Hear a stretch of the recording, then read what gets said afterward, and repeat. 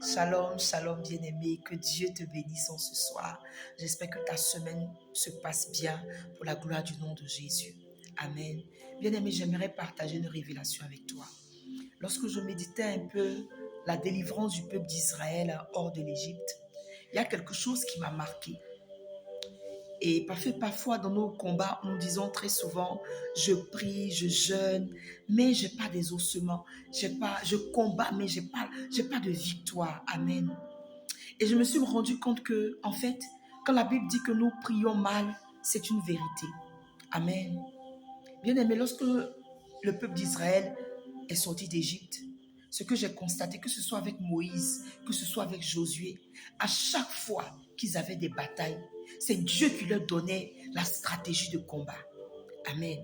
À chaque fois, c'est Dieu qui leur disait ce qu'ils doivent faire, s'ils devaient jeûner, s'ils devaient louer. En tout cas, c'est Dieu qui leur donnait la stratégie du combat. Et avant d'aller combattre, ils consultaient toujours Dieu. Et Dieu leur disait, passez à gauche, passez à droite. C'est-à-dire, il leur donnait à chaque fois l'arme nécessaire pour pouvoir avoir la victoire. Amen. Et même avec le roi David, c'était pareil. Avant d'aller combattre, il demandait à Dieu, est-ce que je peux aller combattre? Est-ce que j'aurai la victoire? Et Dieu lui disait, va, va. Même avec le peuple, c'était pareil aussi. Il leur disait, allez à telle heure. En tout cas, Dieu leur donnait les stratégies de combat. Qu'est-ce que je veux te dire en ce soir? Nous prions, mais nous prions mal. Amen. Lorsque nous avons des combats spirituels, d'abord nous devons passer par une repentance, parce que c'est très important la repentance, se nettoyer du sang de Jésus. Et demander pour cette situation-là que Dieu lui-même nous communique une âme stratégique de combat. Amen. Que nous puissions demander, le Saint-Esprit dit, il est là pour nous conseiller, pour nous montrer la voie que nous devons suivre. Psaume 32, verset 8, il dit, je t'instruirai, je te montrerai la voie que tu dois suivre, je te conseillerai et j'aurai le regard sur toi. Devant ce combat, devant cette adversité, est-ce que tu prends le temps de demander à Dieu, Seigneur, montre-moi par ton Esprit Saint une stratégie de combat.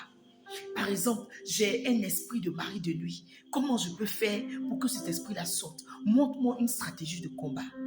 Et le Saint-Esprit, je suis sûr d'une chose, va t'orienter. Je suis combattu par les esprits de sorcellerie. Comment je peux faire? Je suis faible devant peut-être la colère, devant le péché sexuel, l'impudicité. Qu'est-ce que je peux faire? Donne-moi une stratégie pour combattre. Amen. Et nous allons voir que le Seigneur va glorifier la puissance et l'autorité de son nom, comme il a fait toujours, parce que la Bible dit, il est le même hier, aujourd'hui et éternellement, il n'a pas changé.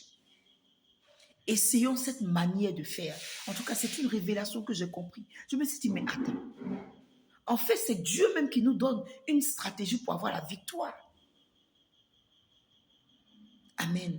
Il dit, c'est pas vous qui combattez, c'est moi qui combats pour vous. À moi appartient la vengeance et la rétribution.